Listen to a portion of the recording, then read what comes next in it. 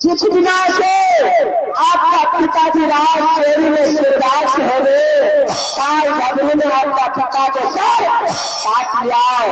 उस बिना से आप अपने बड़े भाई साहब का पिता का पेट काटते आ रहे हैं।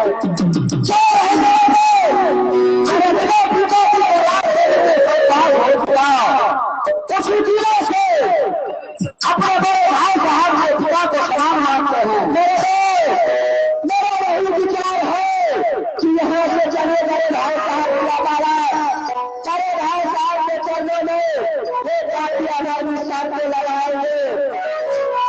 बड़े भाई साहब के देश छुट्टी ले करके कोई पिला चढ़ाई करेंगे।